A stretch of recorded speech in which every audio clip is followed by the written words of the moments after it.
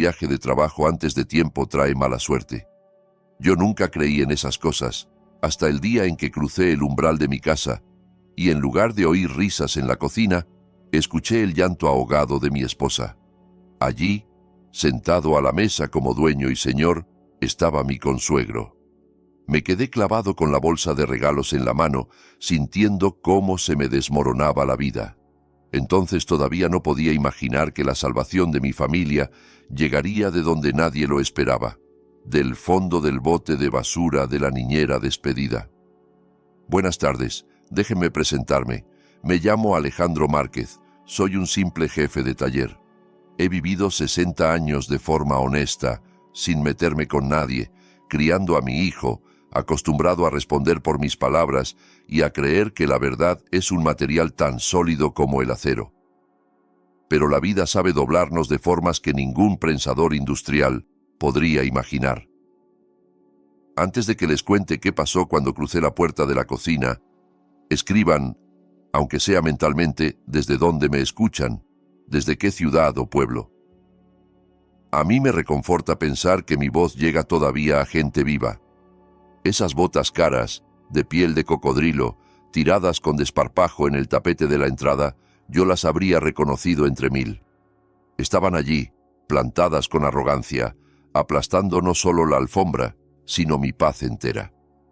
Me quedé quieto con las llaves en la mano, sintiendo cómo la alegría de volver a casa se escapaba de mí como el agua de un balde agujereado. La puerta de la cocina estaba entornada, y de allí salía un sonido más terrible que cualquier estruendo de prensa hidráulica en mi taller. El llanto apagado de mi esposa, Mariana. «Por favor, no lo haga», sollozaba ella. «Don Gerardo, nosotros nos iremos, pero no lo toque a él». Su voz temblaba y se quebraba como una cuerda demasiado tensada. La bolsa con los regalos que había cargado medio país se me resbaló de los dedos entumecidos y cayó al suelo con un golpe sordo. Algo tintineó dentro, pero en ese momento todo me daba igual. Respiré hondo, intenté dominar el temblor de las manos y entré a la cocina. La escena que vi sigue apareciéndose ante mis ojos con solo cerrarlos.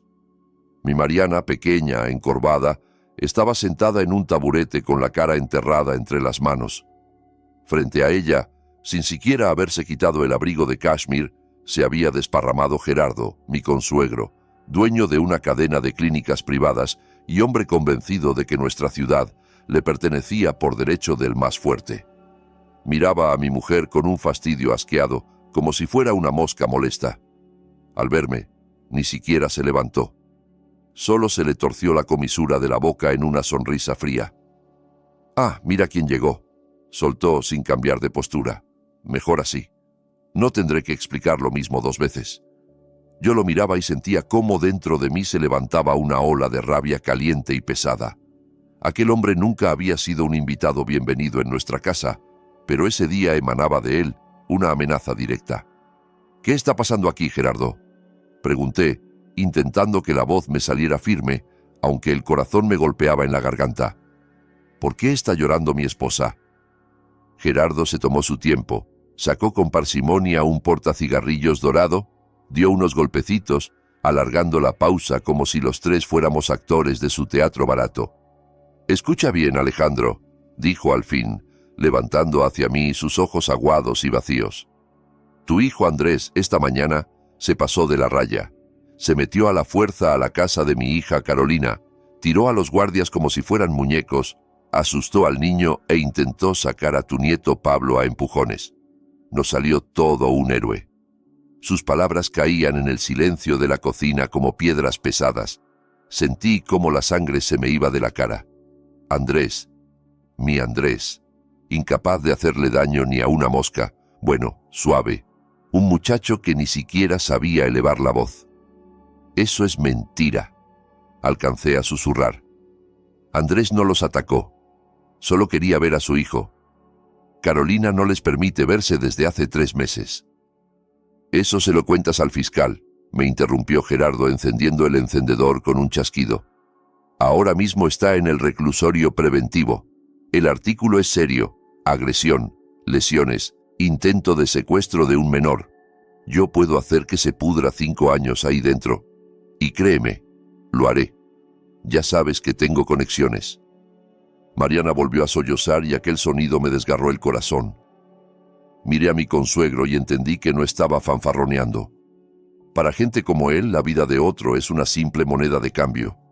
No le costaba nada destrozar la vida de mi hijo por capricho o solo para demostrar poder. En la cocina cayó un silencio denso, pegajoso, roto únicamente por el tic-tac del reloj de pared. El tiempo parecía haberse ralentizado, alargándose en una tortura interminable. «¿Qué es lo que quiere?», pregunté sintiendo ardor en la garganta. «No ha venido solo a traernos la noticia». Geraldo soltó una bocanada de humo hacia el techo y miró con desdén nuestra cocina modesta, el mueble viejo, las cortinas con florecitas, las fotos en la pared.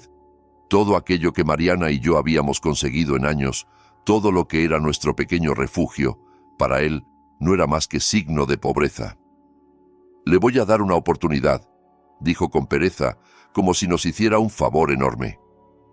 «Pero hay una condición muy clara. Venden este departamento, se compran cualquier cuchitril en la provincia, por lo menos a 100 kilómetros de aquí, y se dan de baja todos juntos, tú, tu mujer y Andrés». Sentí que el suelo se me iba bajo los pies y me aferré al respaldo de una silla para no caer. Vender el departamento, nuestra casa, donde creció Andrés, donde cada clavo lo puse yo con estas manos. Irnos a 100 kilómetros al medio de la nada. «Te volviste loco», susurré. «Esta es nuestra casa. Llevamos 30 años viviendo aquí». «Me da igual», cortó Gerardo, y en su voz asomó por fin el acero. «Desaparecen de nuestras vidas para siempre. No quiero que a mi nieto lo críen muertos de hambre. No quiero que tu hijo, un fracasado, esté estorbando en la vida de mi hija. Carolina tiene un gran futuro por delante, y ustedes no encajan ahí». Se levantó, inclinándose sobre la mesa hasta acercar su cara a la mía. Vi de cerca los poros dilatados de su nariz, y en sus ojos una ausencia total de piedad. «Tienen una semana, Alejandro, 7 días. Si en una semana siguen aquí, Andrés se va a la cárcel, y será condena real. Allí le enseñarán lo que es la vida, si aquí no lo entendió». Se dio media vuelta y salió hacia el pasillo, haciendo resonar sus botas de cocodrilo. Yo me quedé clavado, incapaz de moverme, como si me hubieran golpeado con una maza. La puerta de la entrada se cerró de golpe y la casa quedó otra vez en silencio. Solo Mariana seguía llorando, con la cara enterrada en un paño de cocina. Me acerqué a la ventana. Afuera era un día gris cualquiera. La gente caminaba deprisa, ocupada en sus asuntos. Los coches tocaban el claxon en la congestión. El mundo seguía viviendo, sin enterarse de que nuestra vida acababa de romperse. Dentro de mí todo hervía de indignación y de una rabia impotente. ¿Cómo era posible? ¿Cómo podía un solo hombre presentarse en tu casa y tachar el destino de toda una familia solo porque tiene más dinero que tú? Pero lo que más me aterraba era pensar en Andrés. Mi muchacho estaba sentado en una celda, rodeado de delincuentes, asustado y molido a golpes. Sabía que Gerardo no mentía. Si no obedecíamos, lo hundiría sin pestañear. «Ale», susurró Mariana, «¿qué vamos a hacer?». Me giré hacia ella. Tenía los ojos rojos, hinchados de tanto llorar, y en ellos se leía un miedo animal por su hijo. La abracé por los hombros, sintiendo que le temblaba todo el cuerpo. «Prepárate, Mari», dije con voz ronca, y mi propia voz me sonó extraña. «Voy a ir al reclusorio. Tengo que ver a nuestro hijo. Después veremos qué hacer». En ese momento no sabía todavía que aquello era solo el comienzo del infierno, ni por lo que tendríamos que pasar en esa semana. Creía que no podía haber nada peor, pero la vida tenía guardadas para nosotros pruebas que ni en pesadillas habría imaginado. Y lo más duro, la revelación más terrible, me esperaba más adelante. La visita al centro de detención se me quedó grabada como una pesadilla viscosa, de esas en las que las piernas pesan 1 tonelada y el aire se vuelve espeso como algodón. Los pasillos, impersonales y fríos, olían a cloro y a miedo impregnado en las paredes, un olor que no se quita con ningún limpiador ni con los años.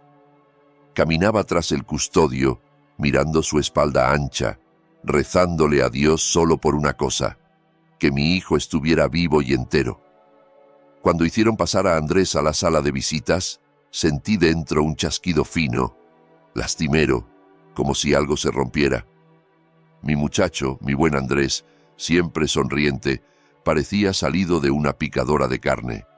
Bajo el ojo izquierdo se extendía un moretón enorme, negro, tenía el labio partido y se movía con esa rigidez cuidadosa que delata costillas golpeadas o fisuradas. Se sentó frente a mí, intentando no gesticular por el dolor, y levantó los ojos, llenos de una tristeza indescriptible. «Papá», dijo en voz muy baja, ronca. «Papá, yo no los golpeé, te lo juro». Apoyé la mano contra el vidrio frío que nos separaba, sintiendo una impotencia que me hacía querer aullar. «Cuéntame, hijo», le pedí, tratando de sonar tranquilo para sostenerlo aunque fuera con el tono. «Dime cómo fue todo en realidad». Andrés respiró entrecortado, haciendo una mueca de dolor. «Fui a felicitar a Pablo», empezó. «Cumple 5 años. Le compré el carro a control remoto que tanto quería. Sabía que Carolina no iba a dejarme entrar, pero pensaba dejarle el regalo en la reja o dárselo a un guardia. Apenas me acerqué al portón, ella salió corriendo. Empezó a gritar, «¡Papá!». Gritaba como si yo la estuviera matando. «¡Ayuda! ¡Trae un cuchillo! ¡Quiere robarse al niño!». Se le quebró la voz, tragó saliva y vi cómo le temblaban las manos, manos de músico, no de matón. No me dio tiempo ni de abrir la boca. Siguió. Se me echaron encima esos gorilas, los guardias de su papá, me tiraron al suelo, me aplastaron la cara contra el asfalto.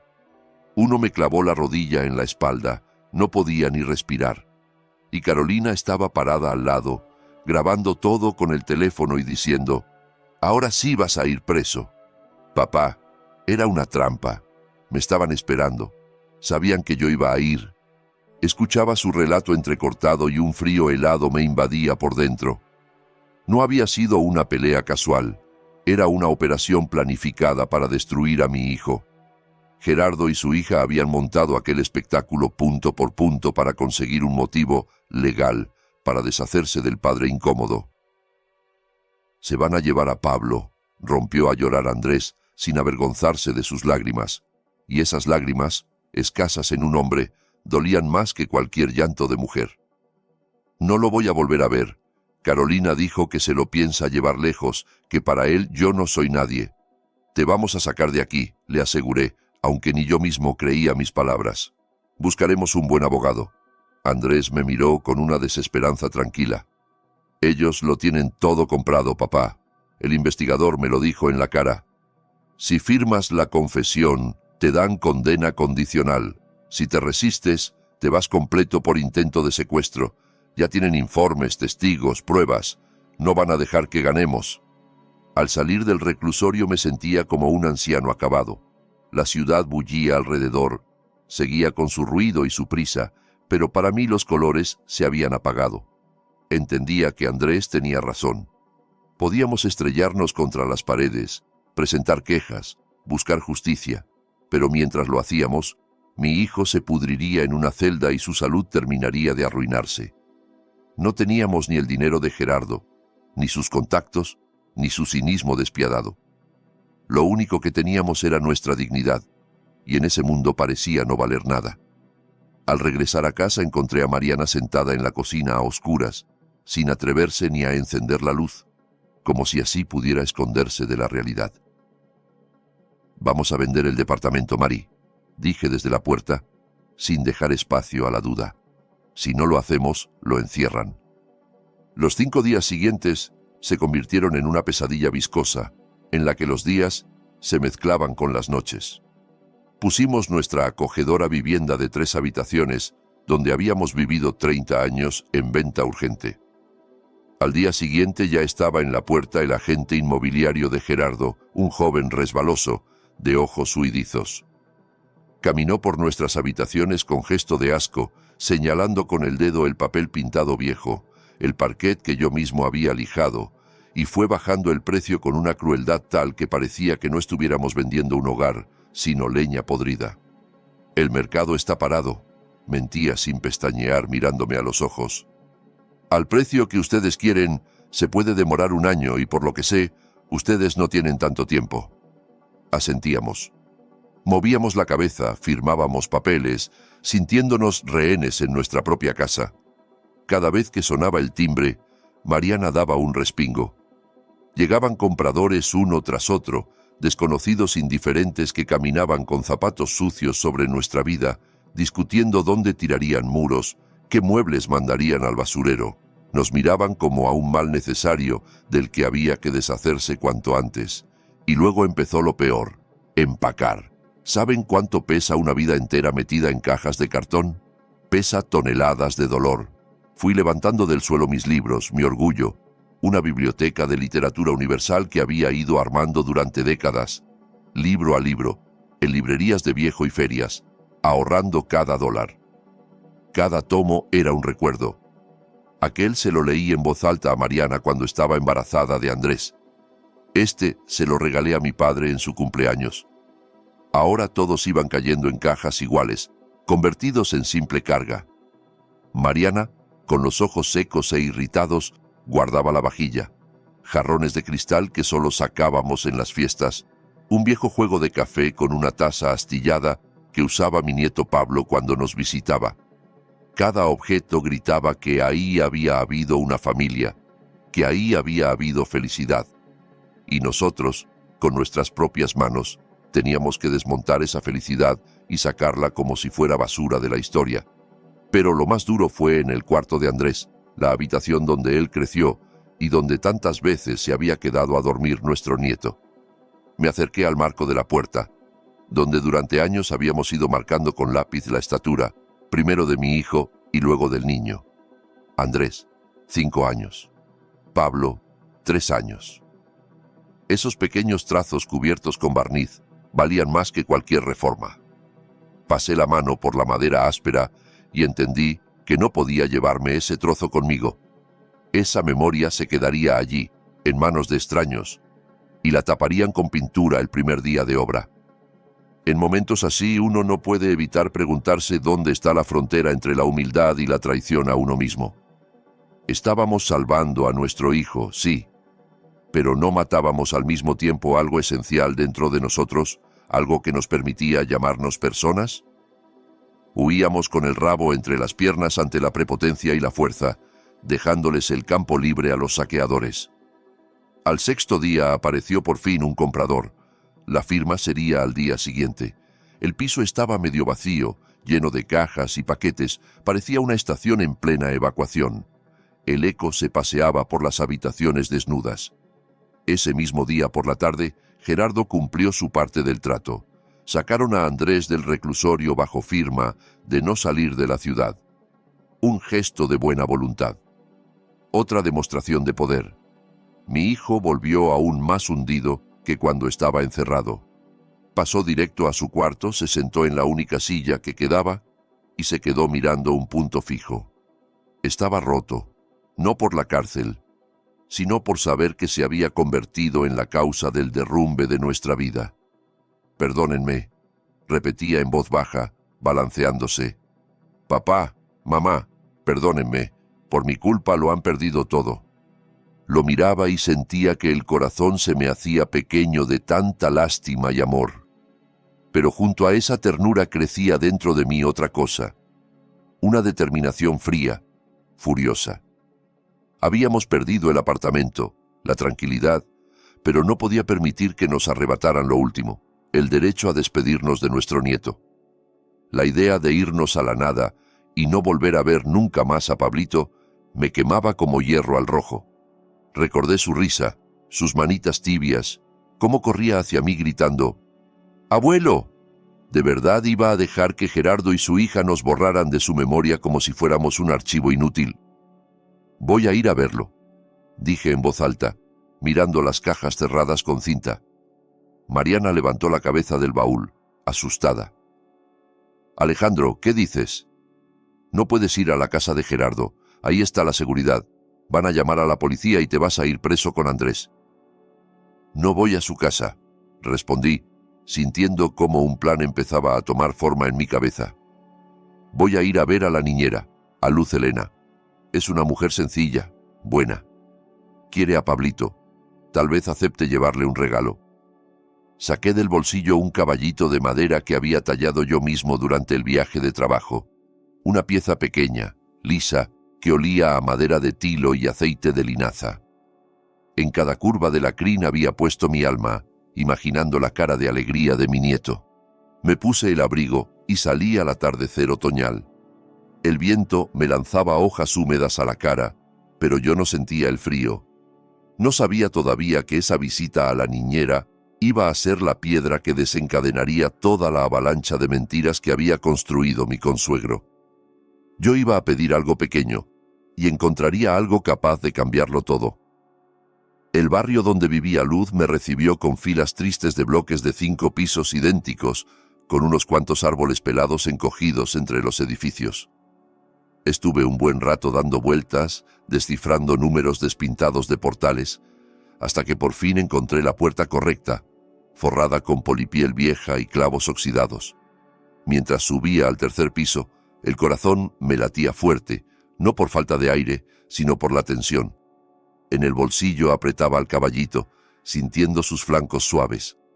No era solo un pedazo de madera, era mi último hilo de conexión con mi nieto, mi forma de decirle: el abuelo te recuerda, te quiere, no te ha abandonado. Confiaba en que Luz Helena, mujer de buen corazón, me entendería y no me negaría algo tan simple. Toqué el timbre y escuché cómo, detrás de la puerta, sonaba durante largos segundos aquella campanilla metálica. Nadie abría. Empecé a pensar que había hecho el viaje en vano, que no había nadie. Al fin, oí el arrastrar pesado de unas pantuflas. La puerta se abrió apenas, asegurada con la cadena, y en la rendija apareció el rostro hinchado y lloroso de Luz. «¿Quién es?», preguntó con voz ronca entrecortada, entornando los ojos al penoso pasillo. «Doña Luz Helena, soy yo, Alejandro Márquez», dije despacio, intentando sonreír con dulzura. «El abuelo de Pablo. Ábrame, por favor. Solo le quitaré un minuto». Sus ojos se abrieron de par en par de sorpresa. Se apresuró a trastear con la cadena y al fin abrió del todo. Frente a mí no estaba la mujer pulcra, siempre impecable con su uniforme, que solía ver en casa de Gerardo, sino una persona rota, profundamente desdichada, con una bata gastada. «Don Alejandro», balbuceó alisándose el cabello revuelto. «Dios mío, ¿qué hace usted aquí? ¿Qué ha pasado? Pase, por favor, no se quede en el pasillo». Crucé el umbral de su minúscula entrada, pobremente amueblada pero limpia. Olía a medicinas, a gotas para el corazón y a algo más, amargo y preocupante. «Perdón por venir sin avisar, Luz», empecé, incómodo por irrumpir así. «Nosotros nos vamos para siempre. Las cosas se dieron así. Quería pedirle un favor». Saqué el caballito del bolsillo y se lo tendí. «Es para Pablito, lo tallé yo mismo. Probablemente ya no volvamos a vernos, no nos dejan acercarnos a él. ¿Podría dárselo usted cuando tenga oportunidad? Dígale que es de su abuelo Alejandro. Usted está con él todos los días. ¿Podrá?». Me quedé con la frase a medias porque Luz se tapó la cara con las manos y rompió a llorar con un dolor que me dejó helado. Sus hombros se sacudían, y aquel llanto era tan desolador que me dejó sin saber qué hacer. «Luz, ¿qué pasa?». Me acerqué sin saber cómo consolarla. «¿La ofendí en algo?». «No voy a darle nada, don Alejandro», dijo entre sollozos, limpiándose la cara con la manga. «Ya no le voy a dar nada. Me corrieron. Hace 2 días me echaron como a un perro sarnoso». Me quedé quieto, sin creer lo que escuchaba. Luz había trabajado allí 3 años. Pablo la adoraba. Era la única persona en aquella casa fría y lujosa que de verdad se ocupaba del niño, mientras Carolina vivía en salones de belleza, y Gerardo solo pensaba en hacer dinero. «¿Cómo que la echaron?», repetí. «¿Por qué?». «Por nada». Hizo un gesto con la mano invitándome a pasar a la cocina. «Pase, siéntese, le sirvo un té. No tengo fuerzas para estar de pie». Nos sentamos frente a frente, en torno a una mesa pequeña, cubierta con hule. Con manos temblorosas sirvió agua caliente y corrió hacia mí un platito con galletas baratas. La señora llegó temprano, furiosa. Empezó a contar mirando la taza. Me dijo: «Recoge tus cosas y en una hora no quiero verte aquí. Ya no te necesitamos». Ni me atreví a pedirle que me liquidara. Tenía una mirada como si no estuviera despidiendo a una niñera, sino quitándose de encima a un testigo. «Es extraño», murmuré sintiendo cómo en el fondo del pecho se me encendía una mala corazonada. ¿Por qué echar a la niñera justo ahora? Gerardo está ocupado, Carolina vive de cita en cita. ¿Quién va a quedarse con el niño? Luz levantó la vista. En sus ojos ya no había solo resentimiento, sino un miedo auténtico. Bajó la voz, aunque estábamos solos, y se inclinó hacia mí. Yo también me pregunté eso, don Alejandro. Pero luego, mire, yo no quería andar oyendo cosas, Dios me libre del chisme. Pero cuando te tiran a la calle sin un peso, uno afina el oído sin querer. Hizo una pausa, como sopesando si debía contarme su secreto. Carolina se va, don Alejandro, a Estados Unidos. Allá tiene un novio, un gringo rico, Michael. Llevan como medio año escribiéndose. Ha ido a verlo 2 veces. Le decía al papá que se iba a un retiro o a un spa. Eso es asunto suyo. Encogí los hombros, aunque algo dentro de mí se ensució. Que se vaya donde quiera, ¿qué nos importa? Usted no entiende. Luz me agarró la mano. La tenía helada. Lo grave no es eso. La escuché hablar por teléfono con una amiga mientras yo recogía mis cosas. Dejó la puerta del cuarto medio abierta. Le gritaba: «Papá cree que me llevo al niño». Yo le dije que volamos juntos, pero a Pablo se lo dejo el mismo día del vuelo, en el aeropuerto, o le dejo una nota, que luego lo busco cuando ya esté instalada. Sentí que se me erizaban los pelos de la nuca. «¿Cómo que lo deja?», alcancé a decir con las piernas como de hielo. «¿Quiere abandonar a su hijo?». «Abandonar, sí», susurró Luz con fiebre en la mirada. Dijo tal cual: «¿Para qué quiero ese estorbo allá? Michael odia a los niños, es de esos child free. Quiere una mujer libre, no una mamá con carga. Si aparezco con el niño, me saca de su casa. Yo me voy sola. Ella planea irse sin él, don Alejandro, y dejarle el niño a su papá». Me quedé aturdido, con la mente bloqueada. Claro que sabía que Carolina era egoísta, una niña mimada de papá, pero de ahí a traicionar a su propio hijo así, por un hombre y una vida cómoda al otro lado del mar. Son palabras, Luz. Intenté dudar. A veces uno despotrica al teléfono. Quizá usted entendió mal. No se puede hacer eso con una persona, con un hijo. Luz negó con una mueca amarga, la de quien ya ha visto demasiada bajeza. Yo también quise creer que estaba exagerando, pero después, cuando saqué la basura de su cuarto, encontré esto. Me señaló con la cabeza el aparador. Se levantó, abrió un cajón y sacó una hoja arrugada, doblada en 4. La alisó sobre la mesa frente a mí. «Mire, se ve que lo imprimió, lo hizo bola y lo tiró, pensando que nadie metería la mano al cesto». Me puse las gafas y me acerqué. Era la impresión de una reserva de vuelo. Vuelo Ciudad de México, Nueva York. Fecha de salida: al día siguiente, a las 6 de la tarde. Fui directo a la línea que ponía pasajeros. Un solo nombre, un solo boleto. Lo leí de nuevo, buscando un error que no existía. Un pasajero, solo ella. Fue como si me pasaran corriente por todo el cuerpo. De pronto todo encajó con claridad aterradora. Gerardo, mi consuegro todopoderoso, estaba destruyendo nuestra familia, echándonos de la ciudad, quitándonos el techo, amenazando con la cárcel a mi hijo. ¿Para qué? Para despejar el camino a la vida feliz de su hija con su nieto. Seguro que se imaginaba viajando a Miami de visita, presumiendo al nieto en una escuela americana. Se creía el salvador de su niña, alejándola de los muertos de hambre. Y en realidad no era más que un ciego. Su propia hija, a la que había consentido y mimado toda la vida, lo estaba usando con un cinismo espantoso.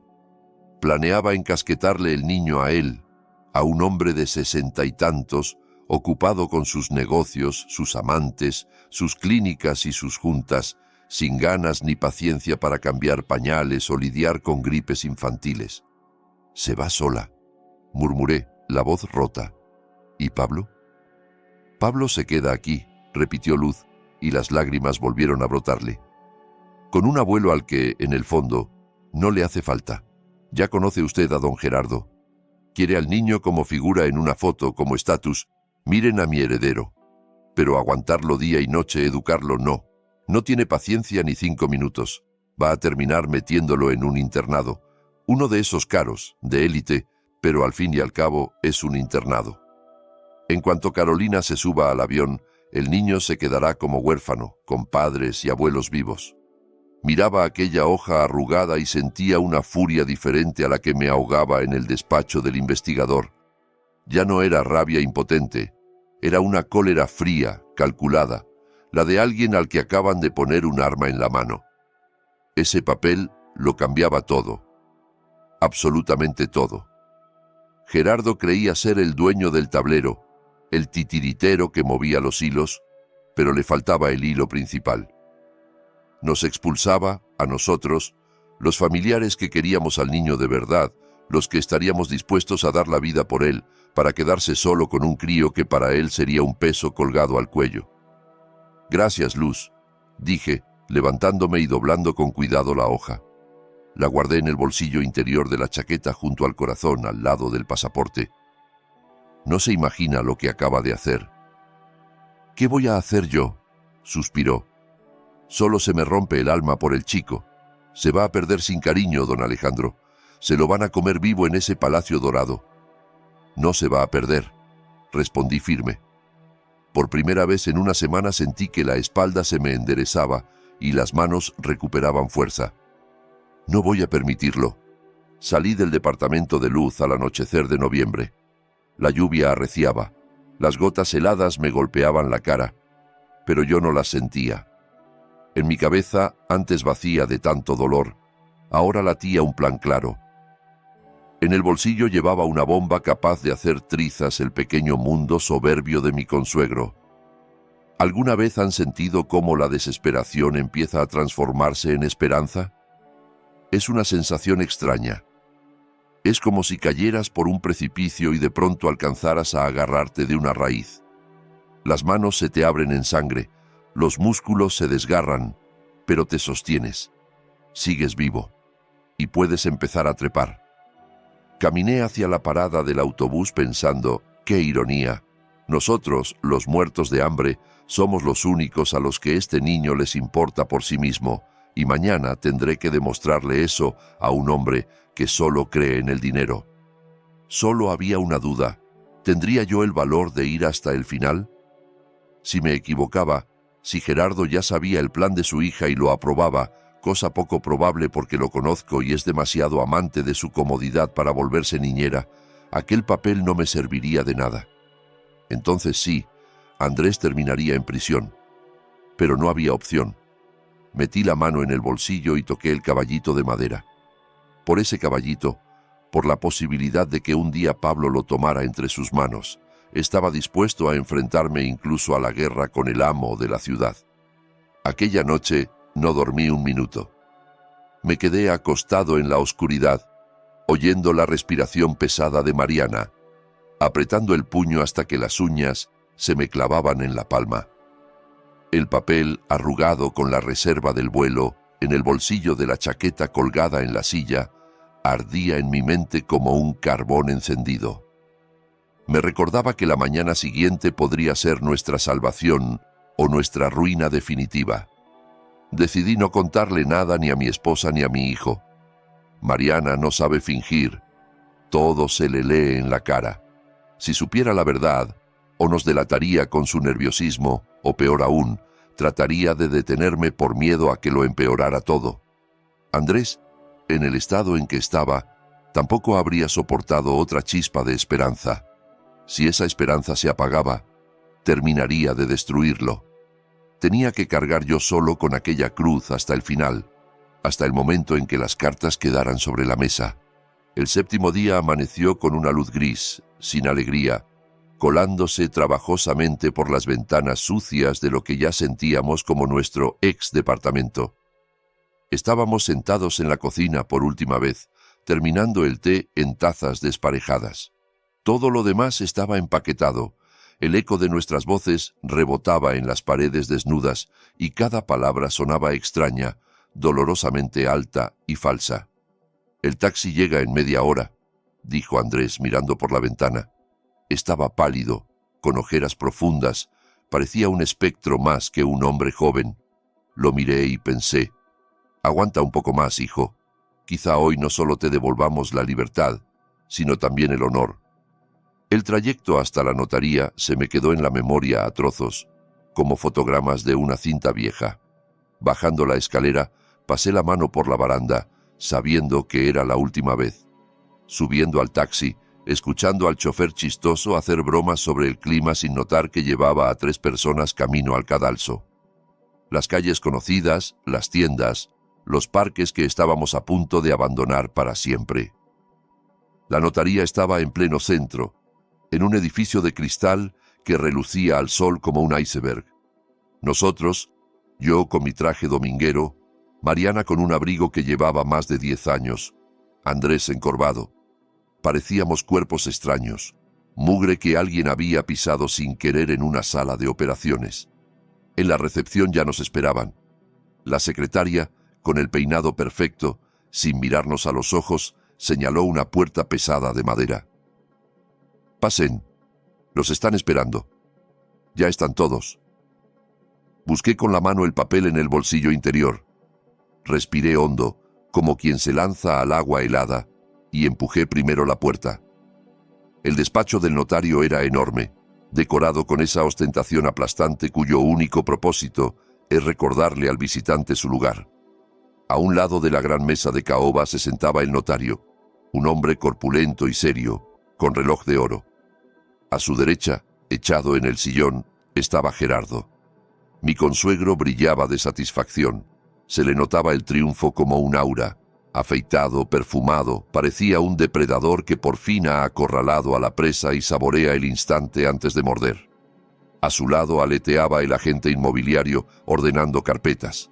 Cerca de la ventana, en cambio, estaba Carolina, y ahí me dio un vuelco el corazón. Si Gerardo irradiaba calma y poder, su hija era una cuerda a punto de romperse. Estrujaba nerviosa la correa de su bolso de marca, miraba el reloj de pared cada 2 minutos y, una y otra vez, sacaba el teléfono para comprobar mensajes. Estaba pálida y ni el maquillaje grueso tapaba las manchas rojas del cuello, esas que siempre le salían cuando estaba muy alterada. Tenía prisa. Tenía miedo de no llegar. Luz tenía razón. «Por fin», soltó Gerardo sin saludar siquiera. Pensé que se habían arrepentido, como si tuvieran a dónde ir aparte de donde yo les diga. Hizo un gesto hacia las sillas frente a él. «Siéntense, no vamos a perder mi tiempo.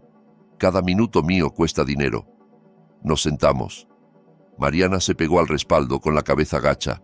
Andrés no se atrevía a mirar al hombre que acababa de aplastar su vida. Yo me senté recto, puse las manos sobre la mesa y me encontré con la mirada de Gerardo. En sus ojos no había más que desprecio y aburrimiento. Ni por un segundo dudaba de su victoria. El notario carraspeó y empezó a recitar la letanía de siempre. Documentos, condiciones, obligaciones. Su voz monótona adormecía, pero dentro de mí todo vibraba de tensión. Esperaba el momento adecuado. Tenía que elegir el segundo exacto para asestar el golpe. Por lo que los vendedores se comprometen a desalojar la vivienda en un plazo máximo de 24 horas y a cancelar su registro en la dirección, droneaba el notario. Asimismo, el señor Gerardo Vargas, en su calidad de denunciante, se compromete a retirar la denuncia penal. Gerardo tamborileó con los dedos en la mesa. «Venga, Bruno, al grano», lo interrumpió. «Ellos conocen las condiciones. ¿Dónde tienen que firmar?» El agente inmobiliario se apresuró a poner delante de Mariana y de mí un fajo de documentos. «Aquí, aquí y aquí». Iba marcando con el dedo. Contrato de compraventa, recibo de los fondos, compromiso de desalojo. Tomé la pluma. El metal frío me enfrió los dedos. En la sala se hizo un silencio que solo rompían el tic-tac del reloj y la respiración agitada de Carolina, que se acercó a la mesa y se colocó detrás de su padre. «Firma, Alejandro», me apuró Gerardo, y en su voz se coló la amenaza. «No pruebes mi paciencia. A tu hijo ya le ha salido barato». Sostuve la pluma sobre el papel. 1 segundo, 2, 3. Para mí el tiempo se detuvo. Sabía que estaba a punto de hacer algo que o nos salvaría o nos terminaría de hundir. Si me equivocaba, si aquel documento era falso o Gerardo ya sabía todo, yo mismo mandaría a mi hijo a la cárcel. No habría segunda oportunidad. Estaba apostando la libertad de Andrés, nuestro techo, el futuro de la familia. Miré a mi hijo, su espalda encorvada, las manos temblorosas de Mariana. Luego miré a Carolina, que volvía a revisar el teléfono. Dejé la pluma sobre la mesa. El golpe de plástico contra la madera sonó como un disparo. Gerardo frunció el ceño. «¿Qué te pasa? ¿No escribe la pluma?» «Sí escribe», respondí tranquilo, sorprendido por lo firme que sonaba mi propia voz. «Solo quiero aclarar una cosa antes de que nos despidamos para siempre». «¿Qué más quieres?», soltó Carolina irritada. «Papá, diles algo. Vamos tarde». Me giré hacia ella y por primera vez en todo ese tiempo la miré directamente. «¿A dónde vas tarde, Carolina?», pregunté despacio pero claro. «¿Al vuelo de las 6 de la tarde?» El efecto fue inmediato. Carolina se estremeció como si le hubieran dado un choque eléctrico. Se puso blanca como papel. Estuvo a punto de dejar caer el bolso. Su mano voló sola a su garganta. «¿Cómo?» empezó, pero se calló al ver la mirada de su padre. Gerardo, sin entender todavía, frunció más el ceño. Miró de ella a mí. «Sí, se va», gruñó impaciente. «A su nueva vida, lejos de su miseria. ¿A ti qué te importa? Firma y ya». Pero yo ya no lo miraba a él. No apartaba la vista de Carolina viendo cómo el miedo le llenaba los ojos. «Claro, a una vida nueva». Seguí sin subir el tono. «Miami, ¿no? Bonita ciudad. Mar, palmeras. Solo hay algo que me intriga, Gerardo. Una cosa que no me deja dormir. ¿Cuándo va a llevarse a Pablo? ¿En un mes, en un año o nunca? ¿Qué tonterías estás diciendo?» Gerardo se incorporó apoyando los puños en la mesa. Las mejillas empezaban a enrojecérsele. «Se van juntos desde ya, ¿verdad?» Sonreí amargamente. «Tu niñera Luz contaba otra historia. Dijo que tu nuevo yerno americano no soporta a los niños, que el chico no tiene visa ni pasaporte». Carolina retrocedió hacia la puerta. Le temblaban los labios. «Es absurdo», susurró. «Papá, no le hagas caso. Está loco. Solo quiere ganar tiempo». «Seré un simple obrero, Gerardo», dije, desabotonando la chaqueta. «Pero sé leer». Saqué del bolsillo el papel arrugado, lo abrí y lo puse sobre la mesa, justo frente a su nariz. «Mira bien la reserva, Gerardo. Fíjate en la línea de pasajeros. Un solo nombre. Carolina Vargas. Para hoy. Clase business». El niño no aparece. La sala se llenó de un silencio mortal. Hasta el aire se volvió pesado. Gerardo se quedó inmóvil. Sus ojos, llenos de rabia, bajaron poco a poco hasta el papel. Empezó a leer. Vi cómo le cambiaba la cara. Primero desconcierto, luego comprensión y por último, esa oscuridad vacía que aparece en la mirada de alguien cuando su mundo se desmorona. La sonrisa desapareció de su rostro como borrada con un trapo. Levantó la cabeza muy despacio y miró a su hija. Esa mirada daba más miedo que cualquier grito. «¿Carolina?», dijo casi en un susurro, y todos en la sala se erizaron. «¿De qué está hablando? ¿Dónde está el pasaporte de Pablo?». En ese momento, todo dependía de ella, de lo que dijera y de cómo reaccionara Gerardo, aquel hombre acostumbrado a que todos lo obedecieran y que acababa de descubrir que lo había traicionado su propia sangre, La notaría entera quedó tan en silencio que se oía el zumbido de una mosca golpeándose contra el ventanal, tras el cual la ciudad seguía con su rutina indiferente. Carolina, que hacía un rato se mostraba altiva, parecía ahora un animal acorralado. Cambiaba el peso de un pie al otro, taconeando nerviosa. Sabía que su plan perfecto, en el que ella volaba hacia una vida de ensueño, y los problemas se quedaban del otro lado del océano, acababa de resquebrajarse. «Papá», empezó con la voz quebrada. «Papá, no es lo que piensas, es temporal. Allá hay problemas con la visa de Pablo. Ya conoces a esos estadounidenses. Piden 1000 papeles, entrevistas. No me dio tiempo a arreglarlo y se iba a perder el boleto. Pensaba volar, organizarme, buscar un abogado y en 1 mes, 2, llevarlo. Papito, ¿qué más da? Tú lo quieres. Se queda muy poquito contigo. Tu casa es enorme, tienes servicio, no te cuesta nada cuidarlo un tiempo». Escuchaba su parloteo y no sentía rabia ya, sino asco. Estaba regateando con la vida de su hijo como si fuera una maleta vieja, intentando cargar a cualquiera con esa responsabilidad, con tal de no arruinar su vida de postal. Entendí que era el momento de terminar de romper la mentira. No podía detenerme, no por Andrés, no por Pablo, no por nosotros. «Te está mintiendo, Gerardo», dije mirándolo a los ojos. «No habrá ningún en 1 mes». La niñera escuchó toda la conversación. «Ese tal Michael no quiere hijos. Puso la condición. Ella se presenta sola. Te iba a dejar a Pablo para siempre». Gerardo se revolvió como si le hubieran dado una bofetada. «Cállate», me ladró, pero su voz ya no tenía la seguridad de antes. Se volvió hacia su hija. La cara se le deformó en una mueca de dolor y rabia. «Carolina, contesta. ¿Es verdad? ¿Cambiaste a tu hijo por un par de pantalones caros?» Carolina gimió y el rímel se le deshizo en regueros negros, convirtiendo su rostro en una máscara grotesca. «No son pantalones, papá», gritó, ya fuera de sí. «Michael es mi oportunidad de vivir bien, no de envejecer en este pueblo. Sí, no quiere niños ajenos. ¿Y qué hago? ¿Me entierro viva? Soy joven, quiero vivir. Y Pablo no te es ajeno, tú eres rico, puedes con él. Contratas otra niñera, lo metes en un colegio de élite. ¿Qué más te da? Una niñera más, una menos». Sus frases flotaban en el aire, pesadas y sucias.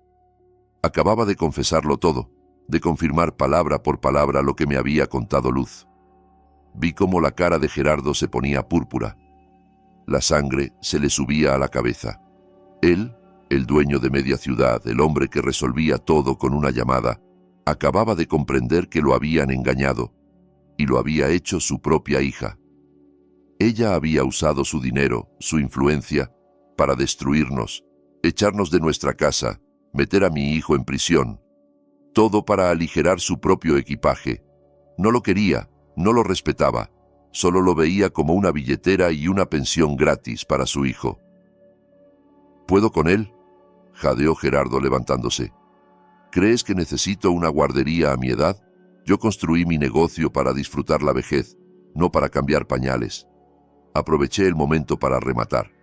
«Eso es justo lo que quiero que pienses, Gerardo», insistí. «Míralo bien. Estás echando a la calle al padre, a los abuelos, a los únicos que aman a Pablo. Vas arrasando con todo lo que hay alrededor de ti. ¿Para qué? ¿Para llevarlo personalmente al médico? ¿Para quedarte en casa cuando tenga fiebre?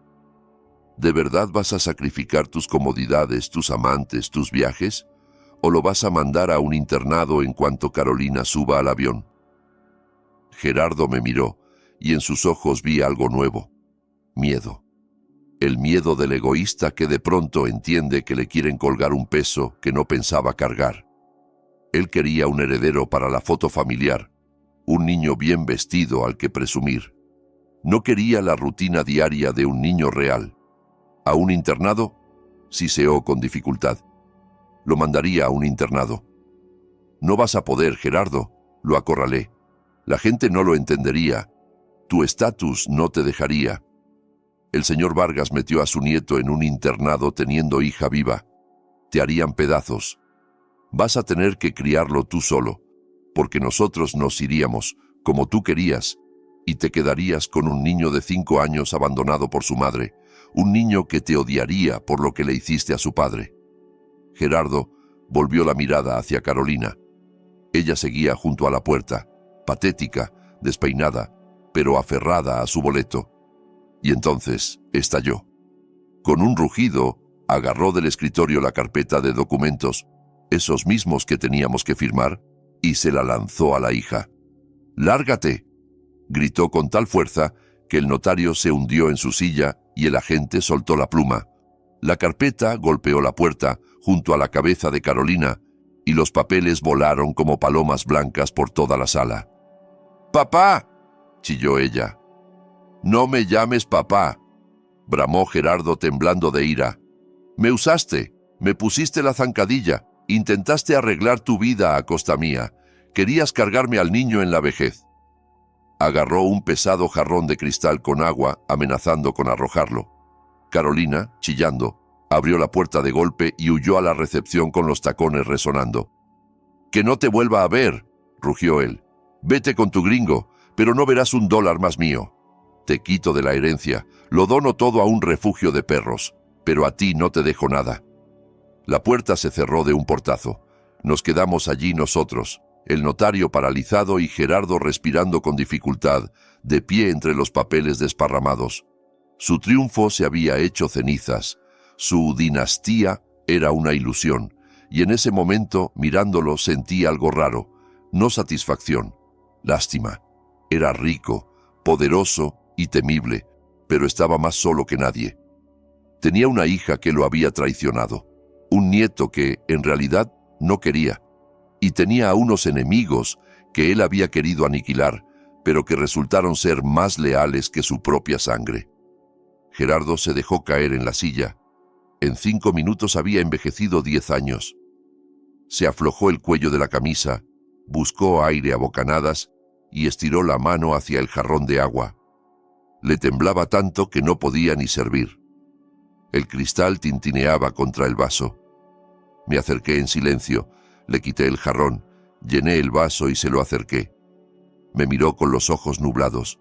No había odio ni gratitud, solo vacío. «Beba», le dije simplemente. Se lo tomó de un trago empapándose la barbilla y la corbata. Secó la cara con el dorso de la mano y se recostó en la silla mirando al techo. «Bueno, Alejandro», gruñó al cabo sin mirarme. «¿Contento? Ganaste». «Yo no necesito ganar, Gerardo», respondí, notando cómo al fin empezaba a soltarme la tensión de aquellos días. «Necesito a mi hijo y a mi nieto». Gerardo guardó silencio unos segundos, oyendo la quietud. Luego hizo un gesto con la mano, cansado, resignado, como alguien a quien ya todo le da igual. «Llévenselos», murmuró. «Llévense todo. Al niño, a tu Andrés. Retiro la denuncia.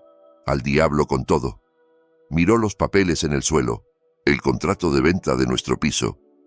«Y eso también. No se vende nada. Vivan en su agujero».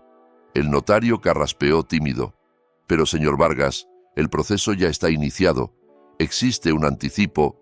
«Dije que se acabó», tronó Gerardo, golpeando la mesa y volviendo a desinflarse enseguida como un balón pinchado.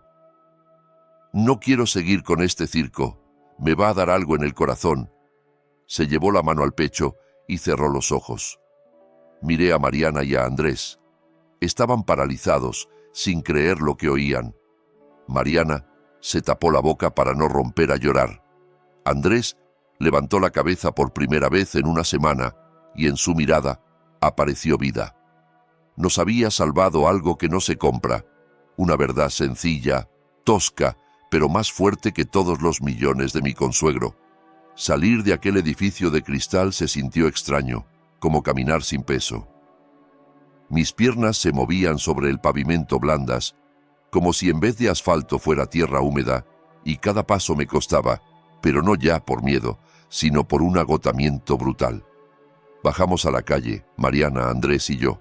Por primera vez en aquella semana negra, respiramos hondo. El aire olía a gasolina y polvo mojado, pero para nosotros era el olor de la libertad. Gerardo se quedó ahí arriba, en su despacho de lujo, solo con sus esperanzas rotas y su vaso de agua. Antes de irnos, solo alcanzó a ordenar por teléfono a los guardias: «Déjenlos pasar, que se lleven al niño». Ni siquiera nos miró al despedirse. En ese momento se parecía a una lancha de goma desinflada. Su grandeza se había ido. Solo quedaba una carcasa triste. «Alejandro». Mariana me tomó del brazo y sentí que aún le temblaba. «¿Es de verdad? ¿Ganamos?» «Es verdad, Mari», respondí cubriéndole la mano con la mía. «Vamos por Pablo». El camino hacia la casa de campo de Gerardo, aquella fortaleza tras un muro de 3 metros que antes evitábamos, esta vez se me antojó una ruta hacia el hogar. Andrés iba adelante en el taxi y yo lo observaba en el espejo retrovisor. Su rostro cambiaba. El joven acorralado y roto que estaba dispuesto a marcharse a la cárcel se iba desdibujando. Sus hombros se enderezaban, le volvía el brillo a los ojos. Tenía una meta: su hijo. En la garita, los guardias, acostumbrados a vernos como basura, esta vez abrieron el portón sin decir palabra. La orden del jefe había sido clara. Caminamos por el sendero de adoquines perfectos, entre arbustos recortados y una fuente ya apagada por el invierno. Aquel caserón siempre me pareció un museo, frío, hermoso y completamente muerto. No se podía correr, ni gritar, ni ser niño. Nos abrió la puerta la empleada doméstica, una mujer con ojos asustados. No parecía entender nada. La señora había salido corriendo al aeropuerto con maletas. El señor se había quedado en la ciudad. Y en la puerta ahora estábamos nosotros, los parientes pobres, a los que tenían orden de no dejar entrar. «¿Dónde está Pablo?», preguntó Andrés. No pidió permiso. Exigió.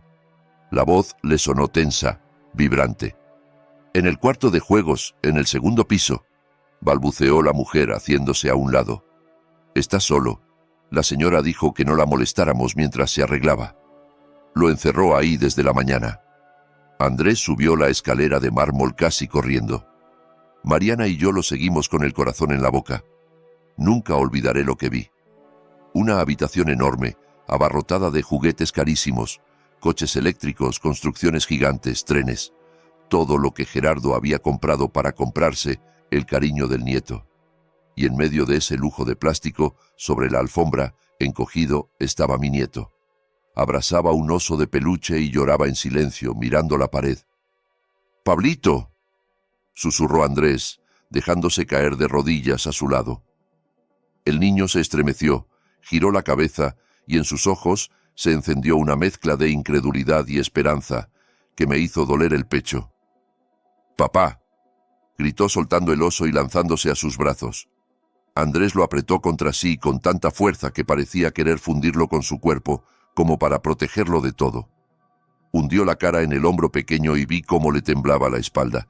Dicen que los hombres no lloran. Mentira. Los hombres lloran cuando recuperan la vida que les habían intentado robar. Mariana y yo nos quedamos en la puerta sin atrevernos a romper ese momento. Los miré y pensé en lo frágil que es nuestro mundo. Una sola firma, una decisión cobarde, y ese abrazo no habría existido. El niño se habría quedado encerrado en ese mausoleo dorado, esperando el internado, y su padre estaría pudriéndose en una celda. «Vamos a recoger tus cosas, hijo», dijo Andrés al fin, levantándose sin soltarlo. «Nos vamos a casa, con el abuelo y la abuela». «¿Y mamá?», preguntó Pablo, mirándonos con una seriedad que no correspondía a sus 5 años. «Mamá se fue. Dijo que iba a tomar un avión y no me llevó». En la habitación se hizo un silencio espeso. ¿Cómo le explicas a un niño que su madre eligió la playa y los cócteles antes que a él? ¿Cómo le dices que lo traicionó sin siquiera despedirse? «Mamá se fue de viaje de trabajo», mintió Andrés. «Y yo le di gracias por esa mentira. La verdad la sabrá algún día, cuando sea grande. Por ahora no necesitaba saber que había sido un estorbo. Pero nosotros vamos a estar juntos siempre». Salimos de la casa de Gerardo sin llevar nada más que al niño y una bolsa con algo de ropa. Todos esos juguetes caros, gadgets y ropa de marca se quedaron allí, en aquel museo de soledad. No los quisimos. Nos llevábamos lo único valioso. El camino de vuelta fue silencioso. Pablo se quedó dormido en los brazos de su padre, agotado por todo lo vivido. Mariana le acariciaba el pelo y murmuraba oraciones.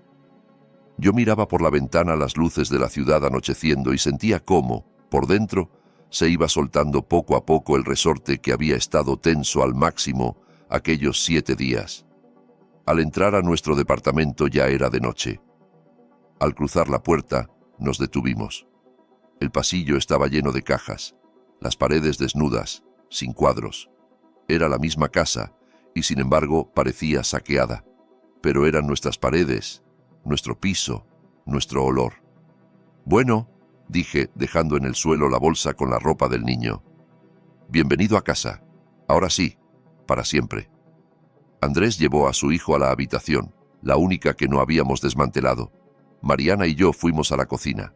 En la mesa seguían las tazas del té de la mañana, como un monumento a la vida que, esa misma mañana, creíamos perdida. Me senté en el taburete y el cuerpo, por fin, decidió dejar de resistir. Empecé a temblar de pies a cabeza, la resaca del miedo. El cuerpo se vacía y solo queda el zumbido en los oídos.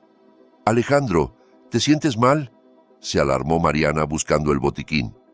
«Estoy bien, Mari», hice un gesto. «Solo está cayendo todo encima. ¿Te das cuenta de lo que hicimos?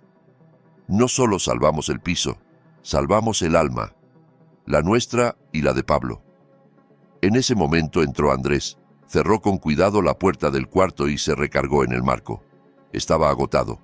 Los moretones se veían aún más oscuros, pero la mirada estaba limpia.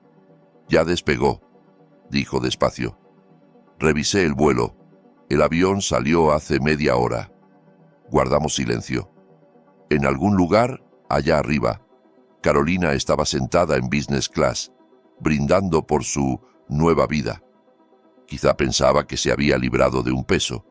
No entendía que en realidad había arrojado por la borda su único salvavidas. «Que Dios la juzgue», murmuró Mariana, persignándose. «Lo importante es que el niño está con nosotros». «Papá, mamá». Andrés se acercó y se sentó con nosotros. «Gracias. Sé lo que les costó. Estaban dispuestos a perderlo todo por mí. No lo voy a olvidar. Les prometo que voy a ser buen padre. Buscaré otro trabajo, uno más tranquilo. Voy a recomponer todo». Lo miré y le creí. Las pruebas quiebran a los débiles, pero templan a los fuertes. Andrés había pasado por el infierno y no se había vuelto un monstruo. Seguía siendo persona. «Vamos a deshacer las cajas», dije levantándome. Me era imposible seguir sentado. Necesitaba hacer cosas para acallar los restos de la ansiedad. «No vamos a vivir sobre cartones. Esta casa es nuestra y tiene que respirar». Y nos pusimos a desempacar a las 10 de la noche, sacar libros, colgar otra vez las cortinas, acomodar la vajilla. Lo hacíamos en silencio, pero coordinados, como una máquina bien aceitada. Cada objeto que volvía a su lugar era un símbolo de nuestra victoria. Saqué de una caja al caballito de madera, aquel que había llevado a luz, y lo puse en la repisa. Había cumplido su misión. Se había convertido en la llave que nos abrió la puerta del futuro. Pero junto a la alegría del regreso había amargura. Sabíamos que la vida no volvería a ser igual. Habíamos visto el reverso de gente a la que llamábamos familia. Nos habíamos asomado al abismo de la traición. Esas heridas tardan en cerrar. Cuando terminamos con la última caja, salí al balcón a fumar. La ciudad nocturna se extendía frente a mí, parpadeando con miles de luces. En algún piso alto, tal vez, estaba Gerardo, solo con su riqueza. En algún punto del cielo iba Carolina, sola con su egoísmo. Y allí, en nuestra modesta vivienda, dormía un niño rodeado de amor. De pronto entendí una verdad simple. La riqueza no son las cuentas bancarias. Riqueza es tener a quien abrazar antes de dormir y saber que no te van a vender por un boleto de avión en business class. Al día siguiente empezaría otra batalla. Trámites, juzgados, papeles con servicios de protección de menores. Gerardo cumpliría su palabra y no pondría trabas, pero la burocracia no perdona. Sería duro, sí, pero serían problemas de gente viva, libre. Apagué el cigarro y regresé a la casa. El pasillo iluminado, la respiración tranquila de Pablo en el cuarto de Andrés. La vida seguía. No nos habíamos vuelto ricos, no nos mudamos a una mansión. Pero cada mañana en nuestra cocina, el día empieza ya no con un silencio pesado, sino con los pasos pequeños de Pablo y el olor a la avena que Mariana le prepara como si fuera un ritual sagrado. Gerardo cumplió su promesa, aunque a su manera altanera. Una semana después de la escena en la notaría, se detuvo frente a nuestro edificio un coche negro de mensajería. El chofer, serio, me entregó un sobre grueso. Dentro estaban los documentos que acreditaban que ya no había ninguna denuncia contra Andrés, ni una nota, ni una llamada, ni una pregunta por su nieto. Como si hubiera extirpado esa parte de su vida con un bisturí y la hubiese tirado al cubo de residuos médicos. Supe por conocidos que apenas se deja ver en sus clínicas. Dicen que se encierra en su casa enorme, despidió a la mitad del servicio y bebe sin control. No me da pena, pero a veces cuando miro la silla vacía en la cabecera de nuestra mesa, pienso en lo terrible que debe de ser quedarse solo en una jaula de oro sabiendo que tú mismo forjaste los barrotes. Tenía tanto miedo de los pobres que al final se quedó como el más pobre de todos nosotros, pobre de espíritu, sin el principal tesoro. De Carolina solo tuvimos una señal una vez. No fue ni carta ni llamada, sino una publicación en redes sociales que Andrés me enseñó. En la foto se la veía morena, sonriente, con un cóctel en la mano frente a un mar turquesa. El texto decía: nueva vida, nuevos horizontes, nunca había sido tan feliz. Ni una palabra sobre el hijo al que había dejado como si fuera una maleta vieja. Andrés miró la foto en silencio un minuto y luego apretó bloquear. Pablo no tiene una mamá en Miami, dijo, firme. En ese gesto entendí que había pasado la página. Pablo sí tiene familia aquí. Buscamos a Luz, la niñera que sin saberlo nos salvó. Ahora trabaja en un jardín de niños cerca de nuestra casa y un viejo amigo del sindicato me ayudó a recomendarla. Viene seguido a tomar té y traer pan dulce. Pablo se le cuelga del cuello. Curioso, una mujer sin lazo de sangre resultó más madre para él que su madre y su abuelo de sangre. La vida baraja las cartas de modo extraño. Andrés entró a trabajar a un taller mecánico. No es un empleo prestigioso. No hay oficina con aire acondicionado y sus manos están siempre manchadas de grasa. Pero llega a casa vivo.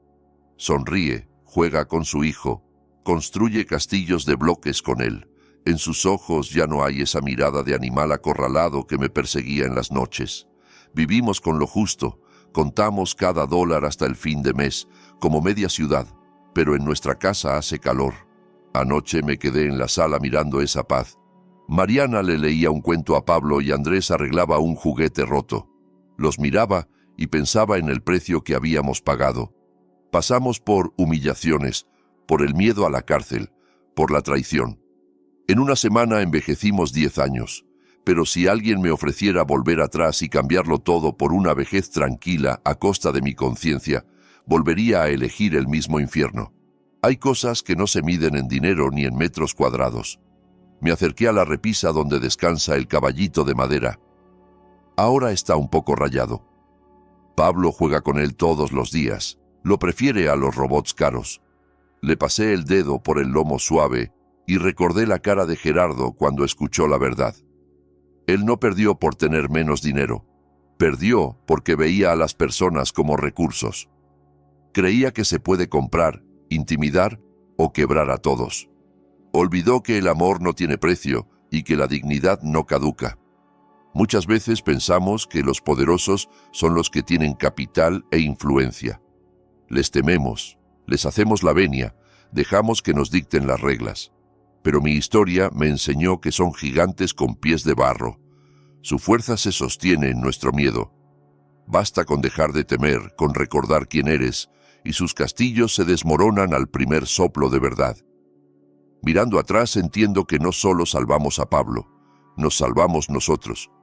Si aquel día hubiéramos agachado la cabeza, firmado y huido, habríamos vivido el resto de la vida con la sensación de ser traidores. Comer, dormir, respirar, pero por dentro estar muertos. Ahora, en cambio, estamos vivos. Nos duelen las espaldas, se nos dispara la presión, no tenemos dinero para arreglar la cocina, pero somos personas que pueden mirarse a los ojos sin vergüenza.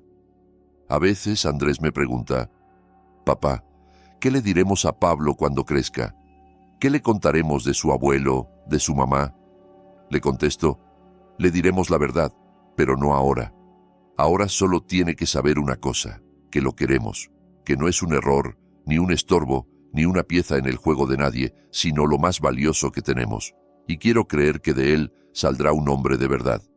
No un heredero de imperios, no un egoísta que pisa cabezas, sino alguien que nunca abandone a los suyos. Alguien que sepa lo que vale la palabra, porque lo ve todos los días en nuestros actos, en nuestras miradas, en estas manos callosas que siempre estarán listas para sostenerlo. Afuera ya es de noche cerrada. La ciudad enciende sus luces, millones de ventanas, cada una con su historia, su drama, su guerra. Sé que entre quienes escuchan mi relato hay personas acorraladas, apretadas contra la pared por deudas, por jefes abusivos, por familiares poderosos. Tal vez sienten que no tienen salida, que deben doblarse, renunciar a lo último que les queda por una falsa tranquilidad.